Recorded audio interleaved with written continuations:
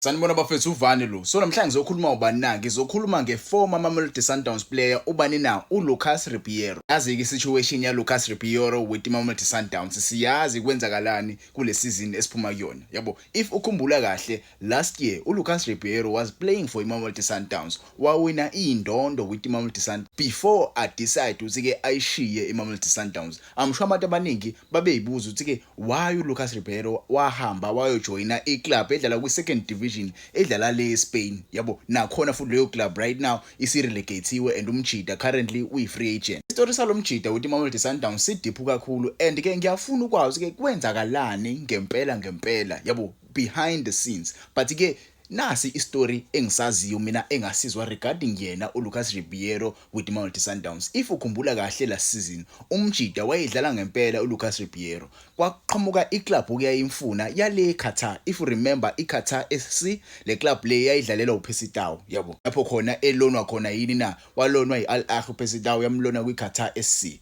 Leyo Qatar SC nake yayifuna umdlali wayo iMamelodi Sundowns okuLucas Ribeiro. Remember kuLucas Ribeiro wayeshisa for iMamelodi Sundowns ngale season lapho khona bawina khona iBetway Premiership beshaya esika Jose Rivera. Wayeshisa ngempela kuleyo season leyo. So iSundowns yahlala phansi, yahlala nayo le club le inina iQatar SC. Yena kuLucas Ribeiro ngokwakhe wayesevumile ukuthi ke uzoyijoina le club. Yabo, kwase kuhlala ke iSundowns neQatar SC. Niyazi ke bafethu angaba khona ama personal terms between the player and the club ayakuyona, kodwa ke the club nayo inesay. If iclub ivuma ukuthi ke sizomdayisa lo mdlali le ngale mali le, uzokwazi ke ahambe uLucas Ribeiro ayojoina leyo club. Kodwa ke iSundowns mingagculisekile ngaleyo price, iSundowns ngeke izivume phela remember uLucas Ribeiro une contract with iMamelodi Sundowns. Akakwazi nje ukuthi ke avele ayihambele, yabo. So iMamelodi Sundowns ke yangagculiseka with iprice eyafika nale club le, ya decide ukuthi iSundowns ingamdayisi uLucas Ribeiro, imdayisele iQatar SC.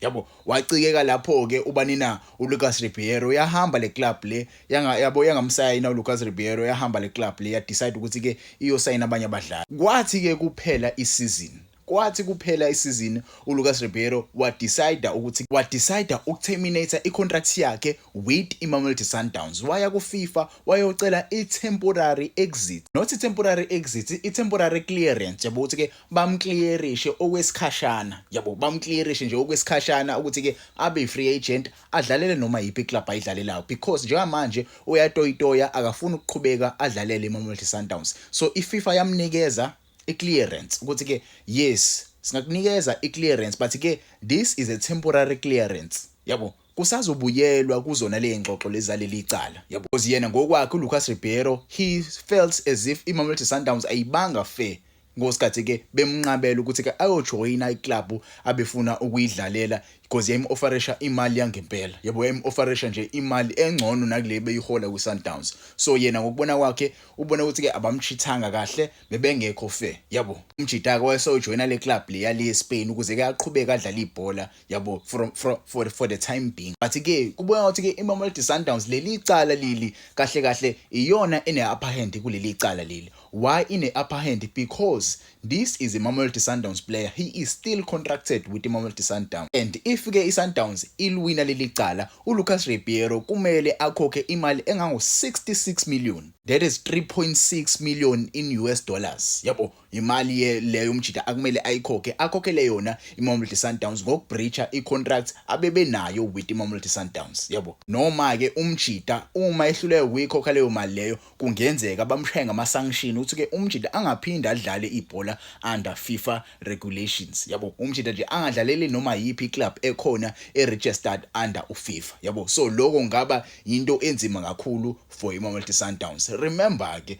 kunento ke bafethu esathanda phuma nje kule insuku lezi regarding yena uLucas Ribeiro with iMamelodi Sundowns. The player could potentially come back to iMamelodi Sundowns if izinto zihamba kahle, ngicani ngilalele kahle, yabona le part important kakhulu. Remember I spoke about uLucas Ribeiro potentially facing sanctions or kumele akhokhele yona iMamelodi Sundowns. There are two clubs okuyi-Al Ittihad le bikhojwa uRulani Mkwena yale Libya mase kuba yi-Esperance. Lawo ma club la amfuna ngempela uLucas Ribeiro. Njengoba nje imfuna lawo ma club lawo, kumele ahlale phansi with iMamelodi Sundowns. Mehlala phansi with iMamelodi Sundowns bakhulume indaba yakhe uLucas Ribeiro. Bayikhulume kahle futhi cause uma beya ngemuva zizobajampela. Yabo, there is a lot engeyizibe right. Yabo, ingakho lama club lawo ngizwe ngathi ke ayabaleka ngempela ku situation yakhe uLucas Ribeiro. And mebaleka lama club lawo kubukeka ngathi ke umjida uzobuyela kuyona iMamelodi Sundowns. If that's the case, if these clubs are running away from the fact that they don't want to pay a price tag ekhona kuyena uLucas Ribeiro because he's not a free agent. I don't know about Lucas Ribeiro. This picture I found it on Facebook. Why? I just realized I just realized right now ukuthi Ribeiro. But yeah, tike lama clubs lawa asalinde uFIFA. Yabo asalinde uFIFA ukuthi ke uFIFA uqhamuke with ijudgment yangempela ukuthi ke isituation yakhe uLucas Ribeiro izohandlishwa kanjani and yipi club akumele ayijoine, because if uLucas Ribeiro ngempela bezoyijoin iMamelodi Sundowns, don't you think umjida ngabe se-announce right now? iMamelodi Sundowns, they've made their big signings. They've announced the players. You saw a few weeks ago they announced Dosianda Ndlovu, who the player that they hijacked from Orlando Pirates. Yabo. So, don't you think umjida ngabe se-announce right now? Mela buse announce, there is still a case that is pending. Looks like the player is not keen on coming back to Mamelodi Sundowns. Joba nje engekho keen, he must come back to Mamelodi Sundowns. It's a must.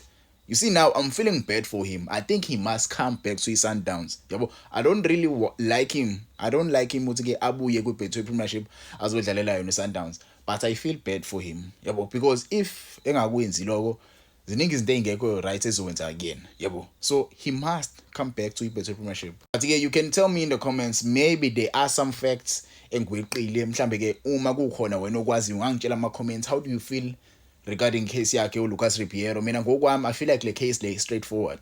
If it's him imfuna uLucas Ribeiro, they must sit down with iMamelodi Sundowns and negotiate the price tag abazomthenga ngayo uLucas Ribeiro. Yabo, maybe mhlambe ungasho ukuthi ke isiyehlile manje price tag, because I don't think iMamelodi Sundowns ingafuna leya mali yayisamba sa 66 million.